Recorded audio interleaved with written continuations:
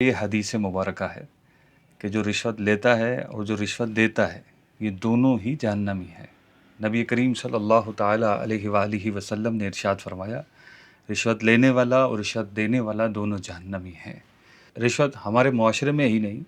بلکہ ساری دنیا میں عام ہے۔ اسلام کی تعلیمات کے مطابق رشوت لینا مطلقاً حرام ہے، یہ کسی صورت جائز نہیں ہے۔ کس طریقے سے رشوت لی جاتی ہے اور کس طرح رشوت دی جاتی ہے، یہ کسی سے ڈھکی چھپی بات نہیں ہے۔ ہم ان اداروں کے بارے میں نشاندہی کرنے نہیں آئے کہ آپ کو بتائیں فلاں ادارہ رشوت لے رہا ہے، فلاں ادارہ رشوت لے رہا ہے۔ رشوت تو عام ہے، اور مجھ سے زیادہ آپ کو معلوم ہوگا کہ رشوت کہاں کہاں پائی جاتی ہے، کہاں کہاں دی جاتی ہے، کہاں کہاں لی جاتی ہے۔ میں یہاں صرف ان باتوں کی یا ان کاموں کی نشاندہی کرنے آپ کے سامنے حاضر ہوا ہوں کہ جہاں رشوت لی جاتی ہے، رشوت دی جاتی ہے۔ نہ رشوت لینے والے کی سمجھ میں آ رہا ہوتا ہے کہ وہ رشوت لے رہا ہے، اور نہ ہی رشوت دینے والے کی سمجھ میں آ رہا ہے کہ وہ رشوت دے رہا ہے۔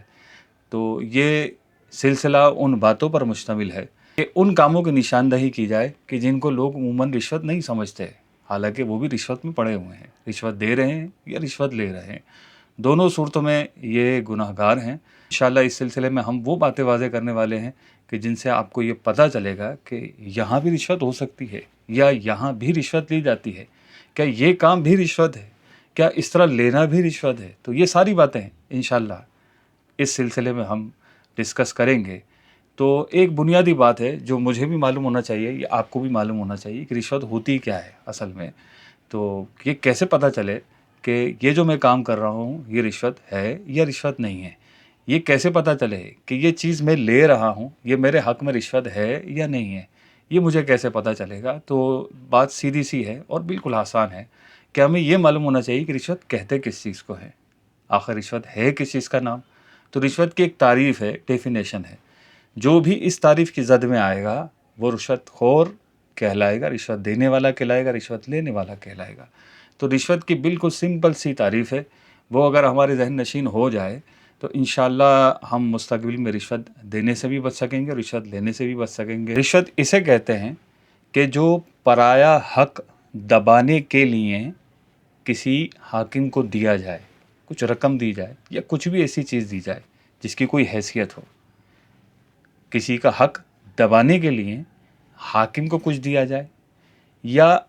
اپنا کام بنانے کے لیے حاکم کو کچھ دیا جائے، یہ رشوت کہلاتا ہے۔ یہاں حاکم سے مراد وہ حاکم نہیں ہے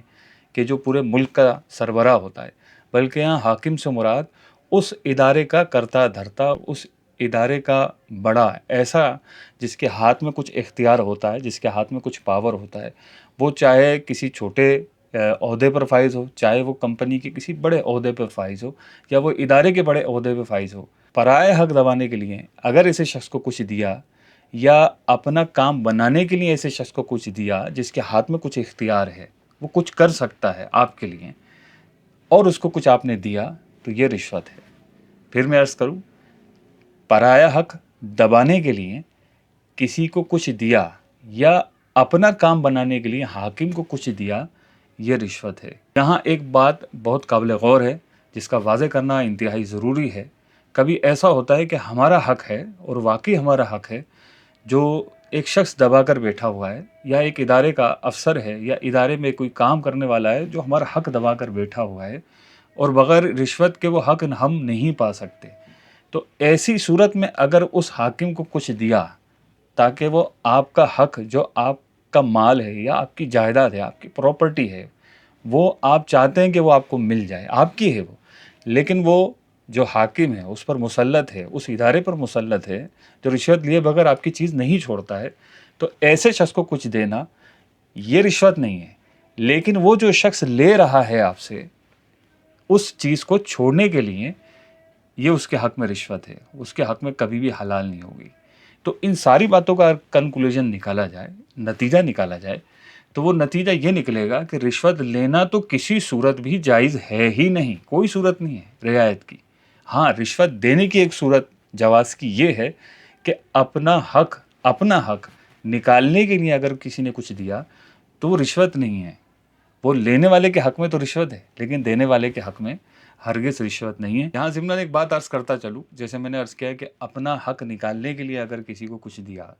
کہ وہ آپ کا کام بنا دے، یعنی آپ کی چیز وہ چھوڑ دے، وہ رشوت نہیں ہے۔ تو یہاں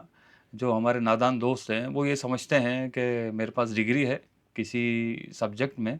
اور ایک نوکری ہے جو کسی ادارے میں آئی ہے، اور اگر میں رشوت دیتا ہوں تو وہ نوکری مجھے مل جائے گی،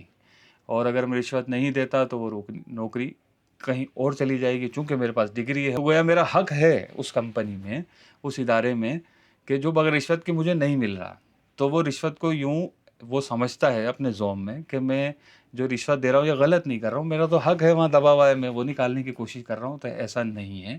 یہ آپ کا حق نہیں ہے، آپ کا کوئی دبا ہوا مال نہیں ہے، وہ ایک نوکری ہے جس کی ڈیمانڈ ہے کہ وہ اس طرح کی کسی کے پاس ڈگری ہو، وہ آئے اور نوکری لے لے، اور انٹرویو دے، طریقہ کار کے مطابق وہ اپنی نوکری لے لے۔ یہاں رشوت دینے کی ہرگز اجازت نہیں ہوگی، یہاں رشوت لینے والا بھی اور رشوت دینے والا بھی دونوں ہی گناہ گار ہوں گے۔ اللہ پاک ہمیں سمجھ کی توفیق نصیب فرمائے۔ ملتے ہیں انشاءاللہ اگلی ویڈیو میں۔